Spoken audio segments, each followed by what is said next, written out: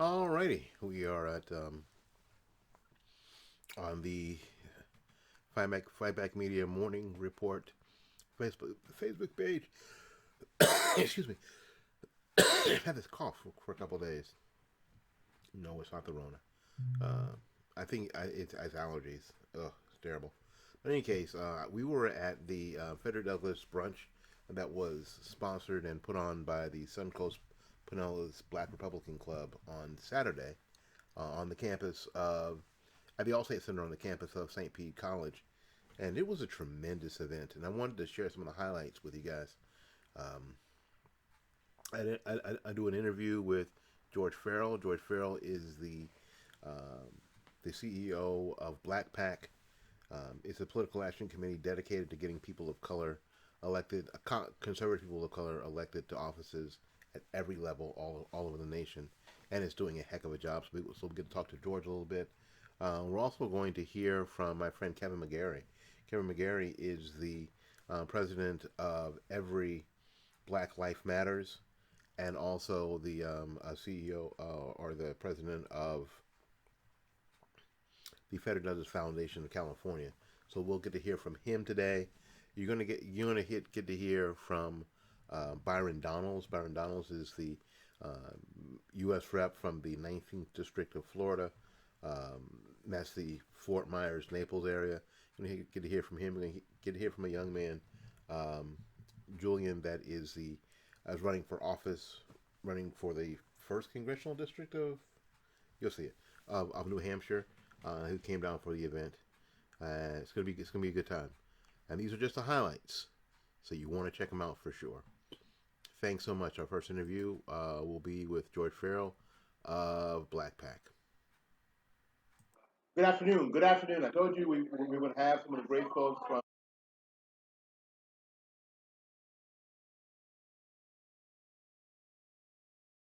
PAC. Is my friend George Farrell. George, thank you ever so much for spending a little time with us. It was a great event. It was a fantastic event. It was super well attended. There was a lot of interaction. The food was okay, I guess. Food was good. Food Good? was delicious. Was Yeah. good? You didn't Well, eat? well, I had a big croissant, Okay. which is the last thing somebody like me needs is a whole bunch of bread, but I had it anyway, and a glass of orange juice, so I appreciate that. Tell me what the heart and soul behind presenting this event in this area during this time was. What was your thought at it?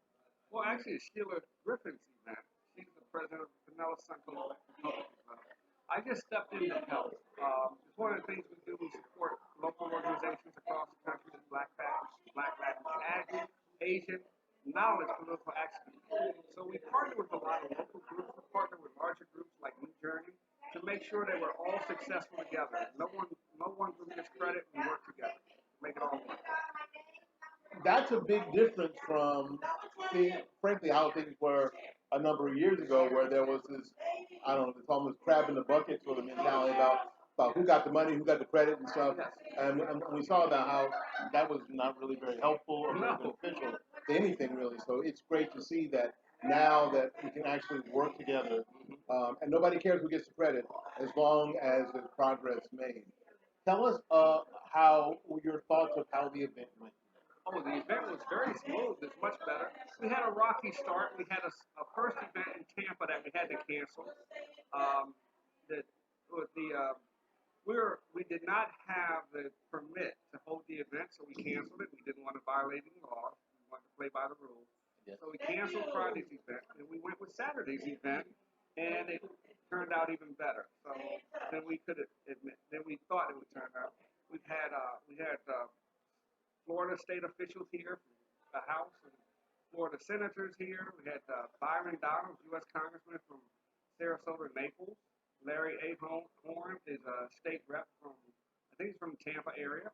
So we had a lot of local officials. We have a lot of business leaders here, and it just turned out great. People are coming together, not based on color, but based on principles and ideals. Well, and that's how we win.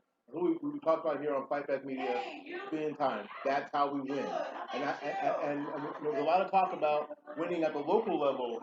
I mean, there was some talk about the federal level. You know what? Representative Donalds talked about what was going on there. But there's a lot of, and especially with Black Pac, there's a lot of push at winning offices on every single level. On every level. Could you expand upon the importance of that? Well, it's important for people to say that we get a lot of black leaders that say that God told me to run for Congress, and you know that's not true. You can't go to college unless you've been to high school, and that's how it works in politics. You got to serve in school board, you got to serve in local office, you got to serve in city commissions, county commissions, and work your way up, state representative, state senate, before you run for Congress. And what we're trying to do is make sure that people who have the skills, the knowledge, and the ability run for the right office first, and then run for Congress. So we have a train, like a train going forward, that people are running at all levels, and then when they're ready for Congress, they can run for Congress. But you can't run for Congress if you, I don't believe you can win. But you know, people who do that, they tend the news media knows it. They try to make them look as foolish as possible. Sometimes we do luck up and win. Marjorie Greene, she ran in 2016. We were there. She ran in 2020 and she won. But she should have served in local office first. That's why she's getting attacked by the media so much. So they know when you're unprepared. They want to make you look like a clown or foolish. Now, I like Marjorie Greene. She's a great representative, but she didn't go through the process. And what we want to do is make sure that people, when they get to Congress, they're not going to be played by the media. Training, training, training. And the byproduct of that is that you get conservatives and conservatives of color, and people understand governing at every level. So you're building a base of the conservatism that you need. We, we spoke earlier. It's like how different things would have been here in this area had the makeup of the county commission been different, or the makeup of the city council in Tampa been different. If the mayor would have been different. A lot of the things that we went through, especially during the COVID year, might have been very different. Yes. So that is really important. How can people get a hold of you? How can people help Black Pack? Black Pack is our website is www.blak. That's important because there's another out there. Yeah, there's a fake Democrat one out there. BLAKPAC.GOP. BLAKPAC.GOP. You can message me there. You can make donations. We accept any size donations. 50 cents. We don't care. We need it all. So up to as much. We have no limit on what you can donate to us, but we do need we do need your donations. Our next big event will be a Juneteenth event where we're going to combine with New Journey PAC and the local political action committee here, and we're going to do something in Florida that has training, that has speakers, that is going to be great. We're not sure the location yet, but look for us to have a big event Juneteenth, most likely around Orlando, where we will have training and have a lot of politicians from across the country to help us out and get us elected, and help get you elected, help get you the representation you deserve. Well, and if you don't know, but if you're watching this, you know, Juneteenth is June 19th, and the week before, and the times around that time. So that'll give you some idea. But not everybody knows what Juneteenth is yet, which is crazy to me. But we talk about it here all the time.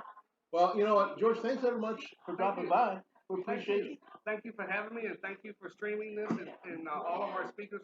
Byron Donalds, I'm telling you now, he's president. He's president. He's the president? Listen to me here. Listen to me now. Hear me later.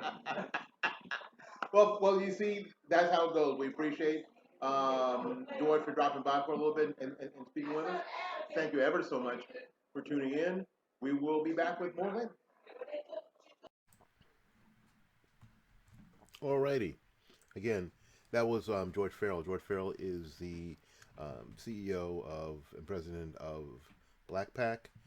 Again, Black Pack dedicated to getting people of color, conservative people of color, elected at every level. And he talks about, don't think that the first thing you have to do is run for Congress or run for president. That's not the first thing you have to do. You should be looking at local offices. And we talk about the best part about that is that we get conservative leadership at the lowest levels of government, and that will lay the foundation for the president or Congress or whomever or state government to govern in a more conservative, more American way. So, all right, we're going to hop over to let's see if I can get that put up again. Excuse me.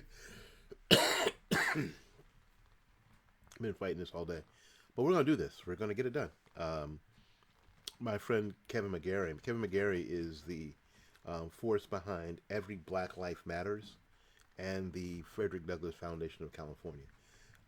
He spent about 20 minutes with us, so this next bit's about 20 minutes talking about Frederick Douglass, and he mentions something about Every Black Life Matters, and it was great. It was awesome.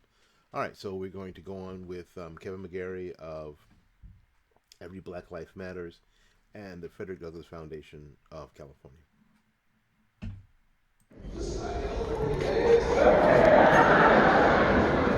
Unbelievable. And if you just want a little bit of, let's say you don't really experience demonism at a level that you can really tangibly feel it, just go to California, baby. Oh my goodness, we have quite a job. I have been asked to just say a few words. I just want to honor a man who has an incredible legacy. He's left an indelible mark on America. His name is Frederick Douglass, And normally when I do a Frederick Douglass talk, I say, look, I need at least an hour. And they say, yeah, okay, yeah, we got it. Then I need at least 30 minutes of Q&A. Okay, yeah. I come here, but she listens to me. A few minutes. I'm like, okay. What are we talking? Love, 30 minutes or so. Then I get here today, now that down 15 minutes, I'm like, oh my goodness. So I'm going to be respectful because we do have, Congressman Byron Donalds that's coming up afterwards. And I mean, you guys have a real winner with Byron. Honestly, this Congressman he's a mighty man of valor, and I know this because he and I share a Black GOP chat, and so I've been seeing the private conversations since he was growing up and deciding to run, and I tell you, he's a real honorable man, and you have a lot to be proud of. We need to continue to support him and make sure he stays there. He is going to fight the battle for Florida and America, as he has been doing. I don't know if you've seen his YouTube, but an incredible, mighty man of valor, so continue to support him. Yeah. Just want to say a few words about Frederick Douglass, about the Frederick Douglass Foundation. So I'm the chairman of the Frederick Douglass Foundation of California. There's a Frederick Douglass Foundation nationally that Dean Nelson, Mr. Dean Nelson is in charge of. So we have multiple chapters across the United States.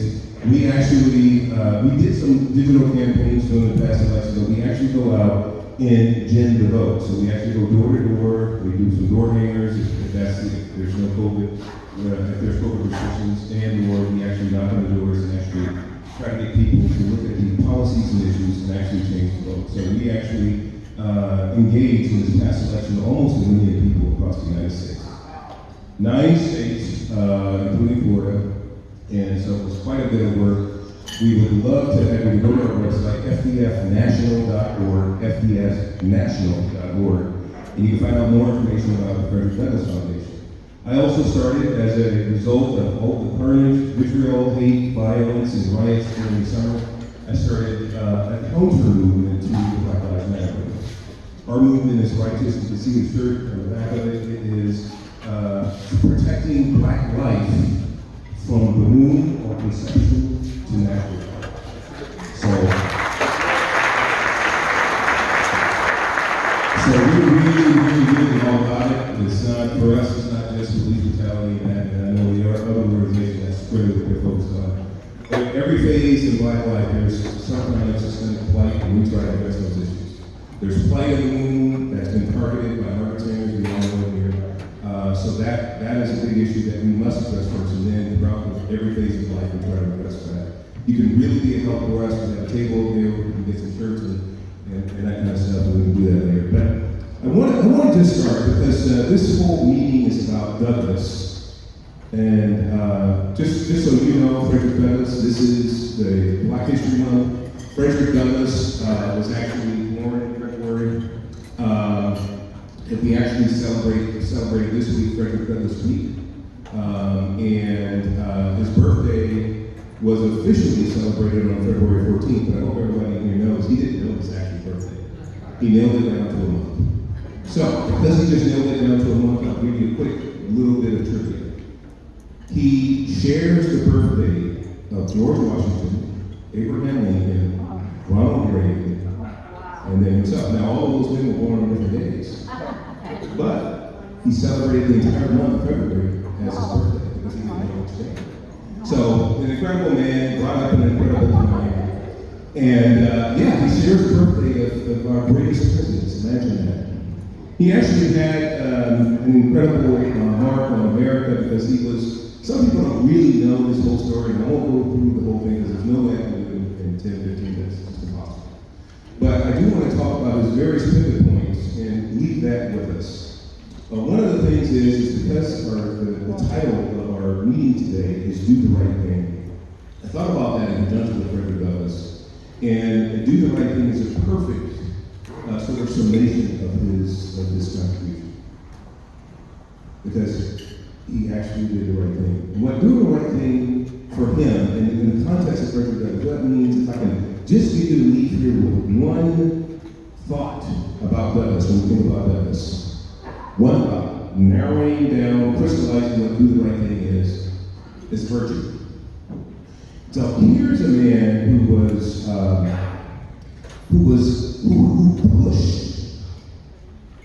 pushed America to begin the trajectory of greatness. I hope you understand that because again, he was a man who was born into slavery, right? He was a product of rape. White master, his mother was a slave, and he's the product of that. Didn't know his actual father, only saw his mother a couple of times.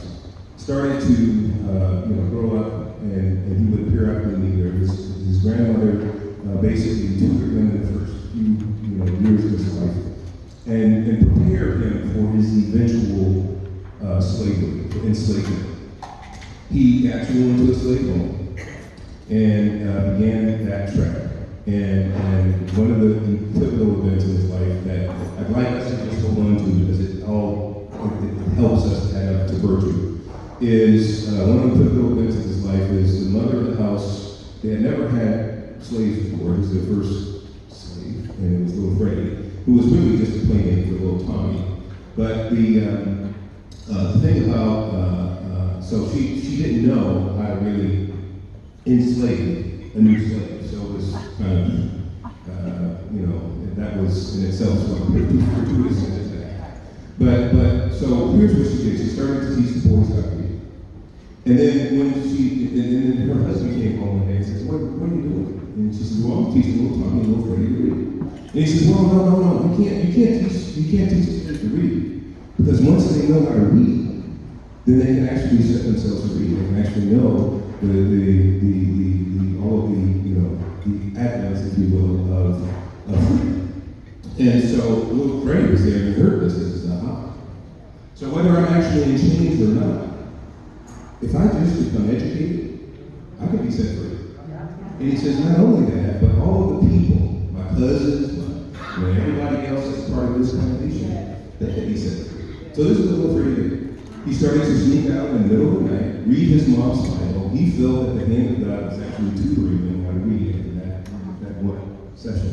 And so a lot of books say he's self-taught how to read and orate and all of that, but he felt it was the divine hand of God that helped him to do that. But here's the thing. After he became a very proficient reader, at a very young age, he was teaching Sunday school. And so because he went to the outer shack or part of the plantation and started to teach the other slaves how to read. The auspices was, we're going to have a Sunday school service. But in actuality, what he was doing is he started to set people free back then as a boy. Because he knew how to read. And so he taught these elders and other people on the plantation how to read. And so fundamentally, his idea was if we all know how to read, we're going to be set free, whether we're actually physically in chains or not, we're going to be free. So fundamentally, essentially, he escaped. I'm really going through the stories for this, I think. So he escaped when he was in his late teens, he was about 19, 20 years old. His eventual wife, Anna, helped him to escape. She provided him with some credentials and uniforms, and he was accosted and along the way, but what kept him free, guess what? He knew how to speak and orate in a very profound manner. So when they caught him and asked for papers, they suspected he could have been a slave, but when he spoke, he came across as an educated man. His education is what kept him free after he actually left. So he was a very educated man. His education kept him free. He went further up north, and then they started to reclaim slaves as far north as in the New England states. His Democrat abolitionist, Northern Democrat abolitionist team up there, who were furthering his oration skills and writing skills and that type of thing, really thought it would be best if he escaped to Britain for just a period of time until things cooled down. Well, so here's what he did. He became an honored guest of Britain and UK for about a year and a half. Now, think about this. A black escaped slave becoming an honored guest of Britain in the early to mid 1800s. That's astounding. That's God's handwriting. So for him, even though he had every right to be embittered and frustrated and say, look, y'all oppressed me and I'm the victim and this and that, guess what this man did? He actually created relationships with folks over in Britain. He became an honored guest of Ireland for a period of time, several months. Those people there actually collaborated with him and encouraged him and helped him to write and refine his skill. It was the people in Ireland that then decided, look, you're such a gift that we are going to buy your freedom. So he came back a free man, came back and became an immediate entrepreneur, started his business, North Star Publishing, which did newspaper and that kind of thing. And so here's the thing that I want us to be understanding that when we think of this. If any of us had an opportunity to have been beaten to near death, having to have escaped, by God's grace, escaped at some point, but been caught, tried to escape and caught multiple times, and yet not be resentful to his captors and to the people that actually punished him brutally over those many, many years, which he had every right to do based on how he was treated. And yet, he actually loved. He actually loved those people that enslaved him. So I want to say a little bit more about that. Just one more, allow me this. One other indelible situation that he had was when he met with President Lincoln. They talked about Emancipation Proclamation. Lincoln said, look, I want to do this. He encouraged Lincoln to do it by way of executive action. It was the single most important executive action, he told Mr. President, that he can do, and to this day, the Emancipation Proclamation is. And so Lincoln did that, and what he did is he forced virtue on a party. He said, look, this is an abolition party. This party is supposed to be righteously principled in the Constitution, in Declaration of Independence, and we say that we're a party of faith, so that natural law is also playing in that. He literally forced, by way of who he was, and by way of how God raised him up, the ability to have this conversation with Abraham Lincoln, the Republican Party apparatus in America, and by him himself, they started the trajectory for a beginning of virtue in America. Because prior to that, we didn't have it. We had the Declaration of Independence. We had the Constitution. But we were not living to the standards of those documents. Douglass alone illuminated that and helped them to see that if we're going to be the virtuous nation that we proclaim ourselves to be, it starts here. It starts now. It starts with this party, the Republican Party, the GOP. And it was him working with Lincoln and the GOP that then culminated in the 13th, 14th, 15th Amendment. It was Douglass and him pushing women that culminated great relationships with the women's suffrage movement. Elizabeth Cady Stanton, Susan B. Anthony. Douglas was in that group when it started. You guys know this? No. He pioneered not only civil rights, he pioneered women's rights. He helped pioneer Harriet Tubman in the Underground Railroad. They were compatriots. And he pioneered the Black Regiment during the Civil War. So, I mean, you have one person that God raises from obscurity with incredible odds against him, being beaten as slave all of his young life, that then culminates in incredible collaborations with heads of state, women, men, major movements that impact America to this very day, come as by virtue of Frederick Douglass and how he began to push for the United States to stand for its virtue that it's supposed to be standing by virtue of the documents that it already had. Am I making sense? Yeah. So if I could leave you with one thing, that was Douglass. Now some people say, okay, well, he was virtuous, he did that, that's great. But let me tell you the end of the story.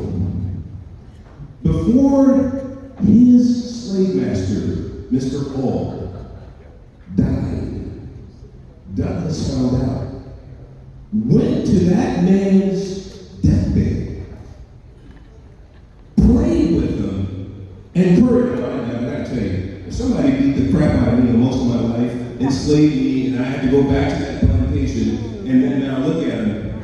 I mean, help him get up out of here, but this is not what Douglass did. He loved them when he prayed and he forgave them. They fully reconciled. So for us, I want us to leave with this. He was virtuous. He was an ambassador of reconciliation. We're people of faith, we understand what that means. And that speaks to us to this very day. Right now, we have people that are coming up against us, calling us all white privileged, white supremacists. I mean, we call them white supremacists. The brother-in-law says, yeah, white supremacists. Okay, how does that work, bro? Yeah. So anyway, I think I'm just about at my time. So I wish me. So there is so much to the story. I would encourage you, if you haven't read about Douglass, My Bond is My Freedom, good summation of his life. And you can do that. The other thing I want to leave with you is, yes, at the deathbed of all, he prayed with him, supported him, loved him, and fully reconciled with him. Here's what he says about that I think we should. He says, change of a hateful heart comes from casting one's care on God. Yeah. Only God could have really done the capacity of God. So, if we want to be healed, if we want to be reconciled, if we want to become vessels of reconciliation, then only God can do that. And so I'm hopeful that as opposed to going with culture and just kind of going along, getting along, and allowing them to sort of castigate and all that we actually embrace the truth. We need to embrace the truth of the gospel. We need to embrace the truth of virtue, of being a virtuous person. And then we can really make a difference in his life. At the end of his life, Frederick Douglass was the quintessential American hero, patriot, statesman, and political activist of all time. And his legacy is here to stay. So I want to thank you for that. I have so much more to say. I wish I could tell you it all, the whole story, because his life is just incredible. It's an incredible story and a great journey. I wish you all have a chance to read that. There's a couple things I want to say. I have this picture here. It's a Frederick Douglass portrait. The actual artist is a Disney artist, world-renowned Disney artist. His name is Tom Tuzak, and he signed it, and that's available for auction. So if you want that incredible picture, you can do that. In addition, I have a table over there with my shirts. Now, believe it or not, these shirts, this is not everyday wear, but we do have people that are friends and family members, and they say, well, Black Lives Matter to me, Dad, Mom, Granddad, Black Lives Matter to you, and you say, you know what, to me, son, daughter, grandson, Every single Black life matters to me. And that means from conception to the grave. Now, does every single Black life matter to you? So we have the opportunity with this movement to put the aggressive, rabid, radical, progressive left on the defense with this movement. These shirts are available over there, along with my book. If you want to understand more about what's happening in our culture right now and why it's so impactful, the war on women from the root to the fruit, this breaks down, fully deconstructs all of what we're going through right now culturally. And yes, there's a war, and it's not the war as they characterize it, but yes, there's a literal war on women, and it's biblical. So it's an incredible read that completely illuminates your understanding as to what's happening here. So both all these items over there, just $15. We'll be at that table, and let's see. I think that's it. Thank you so much.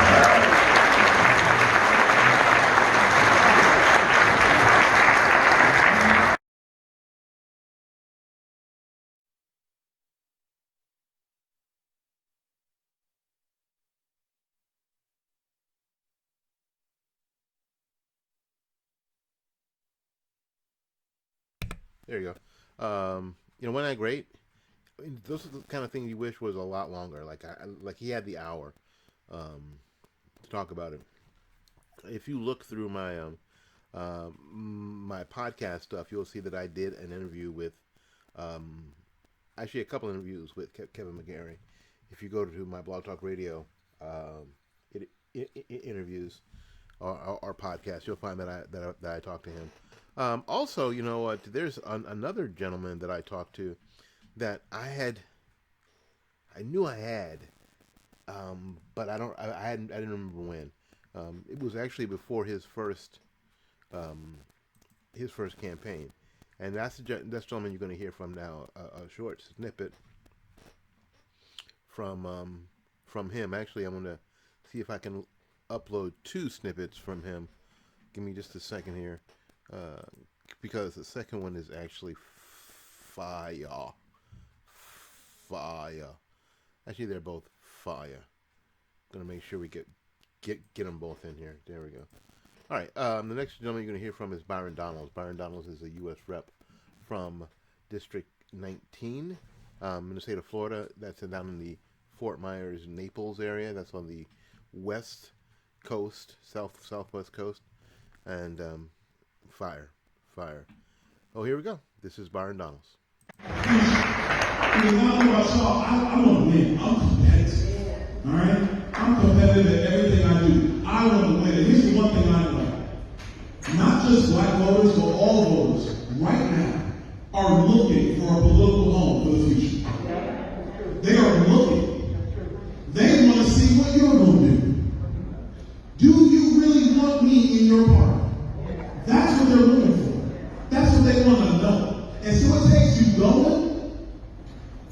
It takes you staying. This is the most important one. This is number 3. This is the most important.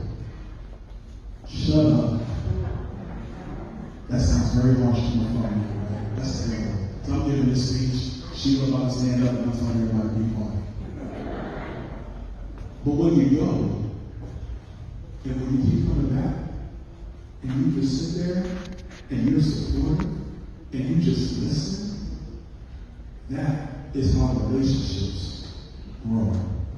How many married men we got in the room? Married men, you already know. You better go. You better sit down. You better shut up and just listen. Because if you just shut up and listen, she gonna talk. But when you listen, not hear, when you listen and you engage, the relationship blossoms. And as a party, we have relationship building to do. You see, when it comes to just purely policy, and I touched on the topic, when it comes to purely policy, when I talk to my relatives and friends from college and high school, you know what they tell me more than anything? They say, man, Byron, I don't even understand you. I mean, I got good principles and everything, but I just can't fool with that part. That's what they tell me.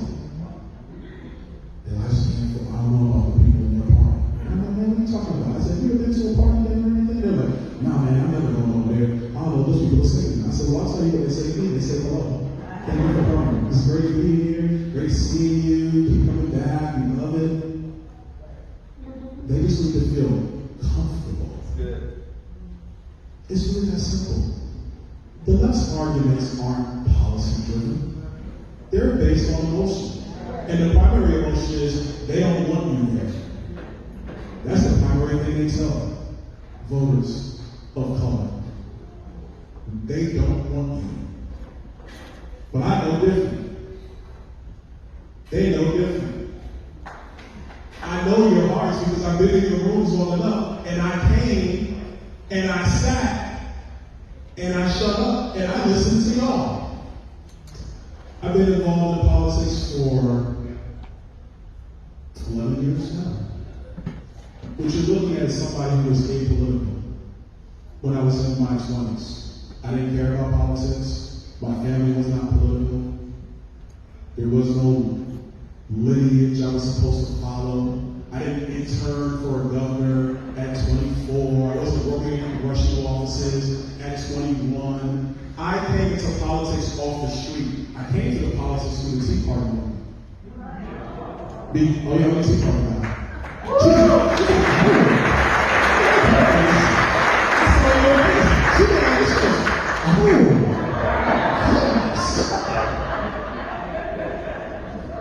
That's how I came to politics. I came because I was intrigued, and also I was pissed because members of Congress had no idea what they were talking about when it came to the financial collapse. And then they had this grand idea called TARP. And as a man in finance, I'm like, that is the stupidest thing I've ever heard in my life. We should not be doing it. And then they did this thing called Dodd-Frank. And if you know anything about finance, especially in light of what's happened in our economy today, is that small businesses and micro businesses have struggled to get access to capital because they don't have a banking relationship. Because community banks have been slaughtered because of Dodd-Frank. There are 2/3 less community banks in the United States today than there were 12 years ago because of federal regulation. So that's how I came to politics. That's how I came to politics. That's how we came. That's how I got here. So I went into Republican rooms. I sat, I listened. I didn't say much. People just wanted to engage in me, I engaged them. Got involved. Ran for office, lost, was great. Came back, ran for office, won, served with Larry Ingram. Great time, by the way. Good seeing you. Served in the legislature, served for 4 years. Decided to run again. Crazy election. I won. I'm here. When I was running for Congress, this is what I'm thinking. I told the people of Southwest Florida that there's always 2 jobs for an elected official, member of Congress. The first job is to go, you vote, amendments, read the bills, vote the right way, represent the district, do the things you're supposed to do. That's one job. The second job, especially today, going forward, is far more important. We are to be leaders of political thought and philosophical thought in the country. Our job is not to just hang out in D.C. with gavels in our hand and pressing buttons. Our job is to be in our communities and in other communities, taking the principles.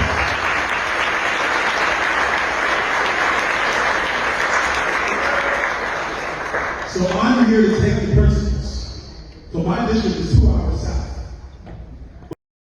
One, to bring the principles, but number 2, to urge you to get into these communities. People will receive you in such a strong and powerful way if you just go, say, and shut up. You'd be surprised if you just listen to people, how much they actually agree with us. They just gotta know that we are for them. That's the only thing they need to know. Last thing I'll say is this. A lot of people sometimes say, well, why? That's why you're here. You go. The Reverend Doctor knows, look, even Jesus couldn't go home. But when Jesus went back, he wasn't Jesus. Man, that's Joseph's son. That's what that is.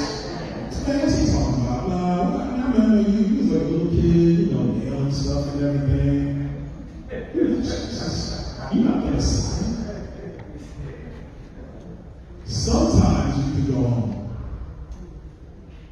But to my white brothers and sisters, if you go, that's impactful. Because that means you care. So the future is right actually in our hands. Because I know the president lost. President Trump won. We lost in Georgia. But I want you to take a step back and look across the country. Take a step back and look across the country. We won congressional seats in California. In California. We won congressional seats in Miami. You know, everybody likes to go down there and hang out. You don't want your friends to see you to the South Beach. In Miami. We won congressional seats in Miami.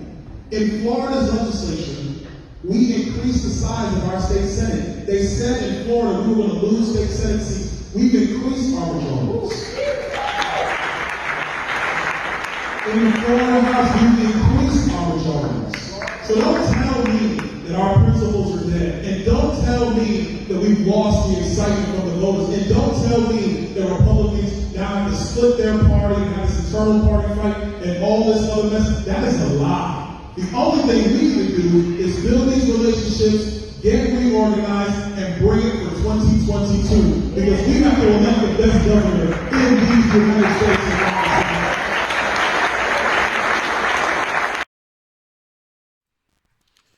Yeah, I tell you, he firecracker, and actually a really good understanding, sort of a fight back media understanding of what parties have to do and what the the things that are necessary. We've been saying here for a long time, we have to get in the communities. People use the term outreach, and I hate the term outreach. We need infusion. We need to actually get in those communities, sit in those rooms, keep going, not just once, not just twice, but keep going, and shut up and listen. Shut up and listen. Just like the congressman said, I think that's really the key. I think that's the key moving forward. Now, one more, a young man who is running for Congress in the 1st Congressional District of New Hampshire, spent some time with us, and I think you're going to enjoy his take on things too. I don't care what Joe Biden says.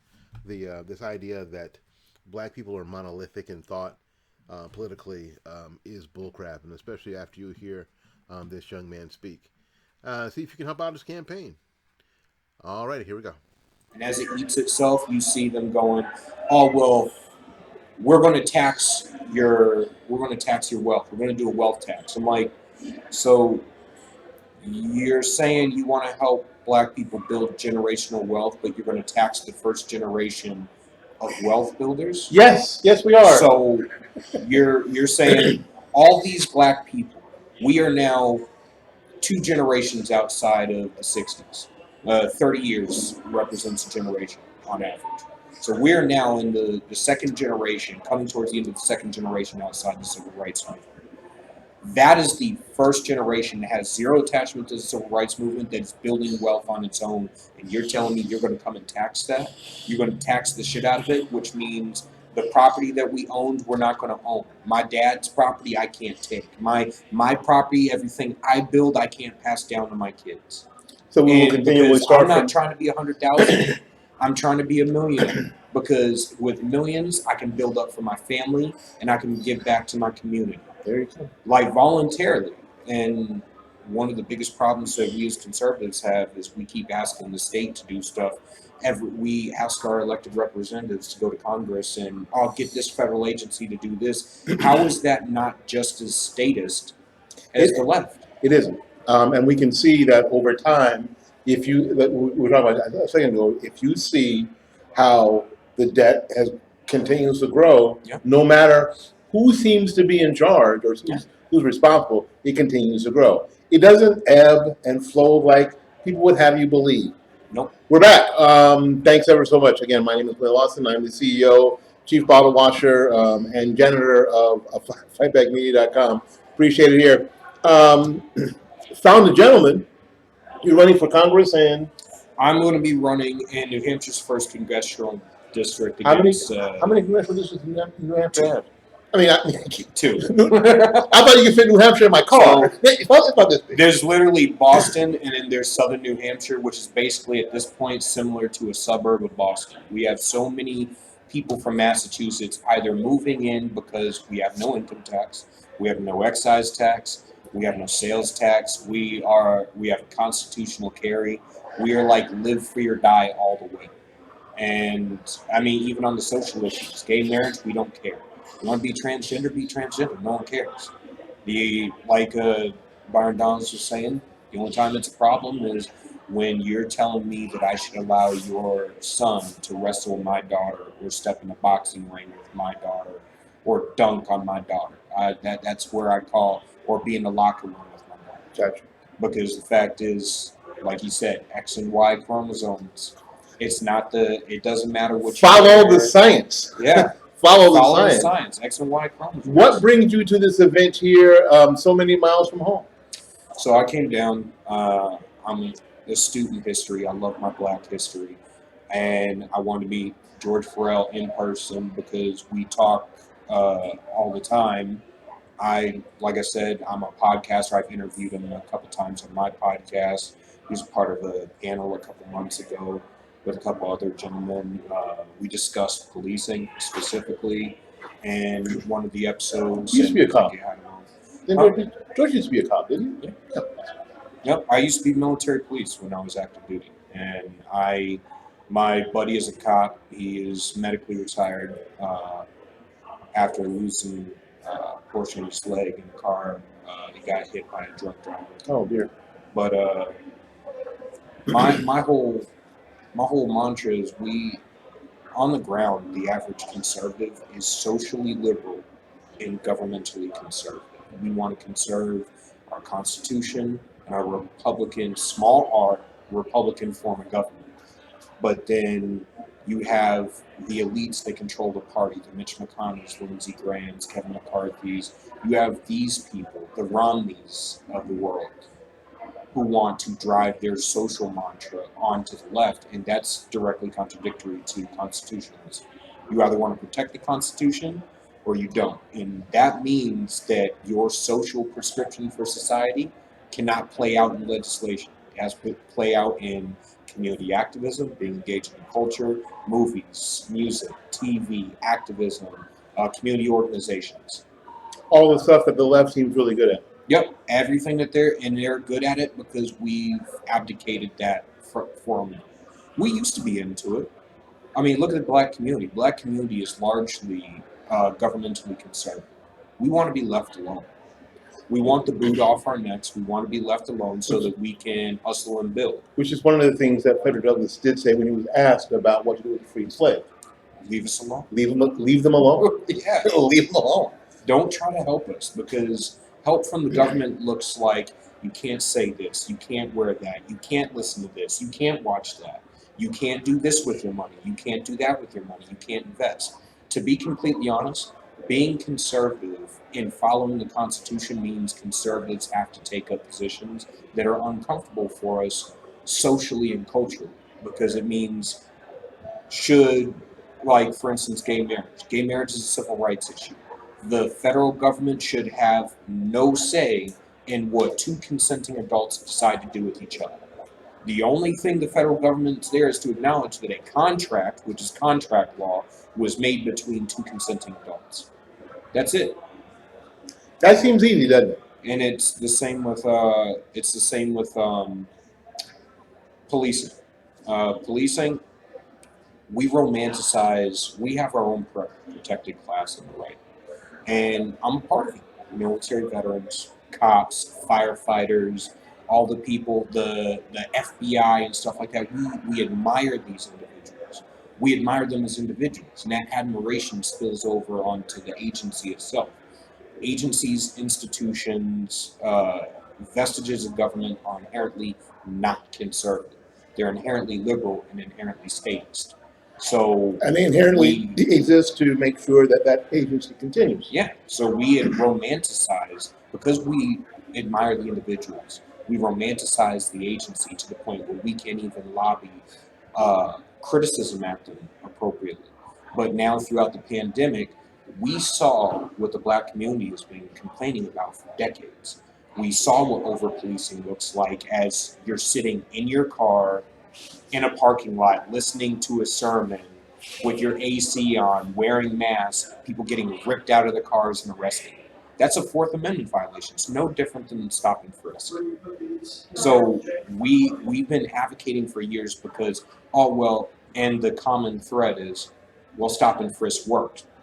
Okay, cool. If I chop off your testicles, you won't get testicular cancer. That's right. You will not, But and you will not breed. is that really how we want to go with this? Like, I mean, I could just get straight to the source, or we can actually be engaged in these communities, because community engagement, creating economic and educational opportunity, gets rid of the abortion issue, it gets rid of the wage gap issue, gets rid of the minimum wage issue, it gets rid of all that. When I say deregulate, I mean deregulate everything that is not codified in law. Throw it back to the states, to their respective agencies, where they are most equipped to handle it, where we have the largest say. Government that is real closest to you. The closer the government is to you, that's the government that governs best. Yep. Yeah, it's a fact. That's if we're engaged in our communities, and we need to. Felicia Killing says this: dual domination of both parties, specifically to black community, but I say it to everybody.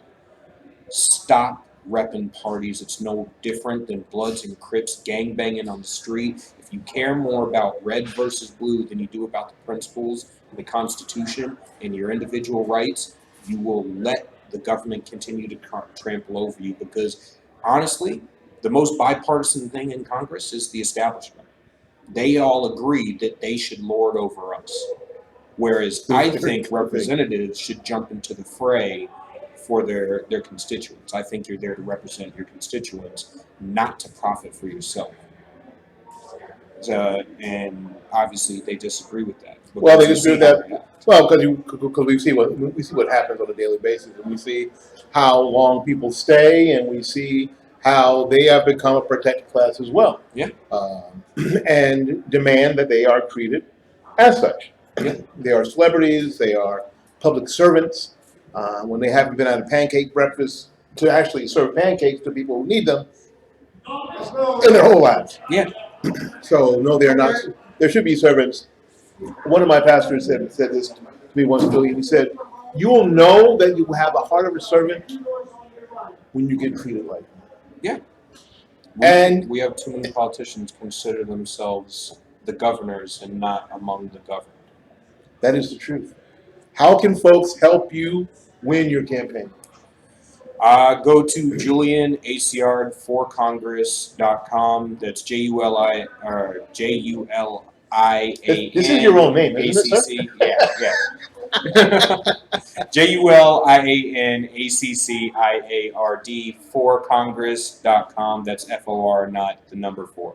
Oh, excellent. And Blue Collar Intellectual Podcast, if you want to see me talk about this stuff more. Blue Collar, and it's on YouTube and Twitch and stuff? YouTube, Spotify, Speaker, iHeartRadio, Google Podcasts, and Apple Podcasts. Yeah. Castbox, all the same places you see Fight Back Media. Yep. All the same places. And we'll talk again, no doubt. I've seen your podcast, too. Oh, have you really? Yeah. That's frightening. I've seen people share it online, so... I've seen a couple. That is frightening. We've been doing our thing for a while. Well, doing. Thanks ever so much for spending some time with us. Thank you for coming down and enjoying the sunshine with us. It's better than the 11 degrees that I left in. It is. It was 54 degrees out there earlier, and I was like, "This is not coming."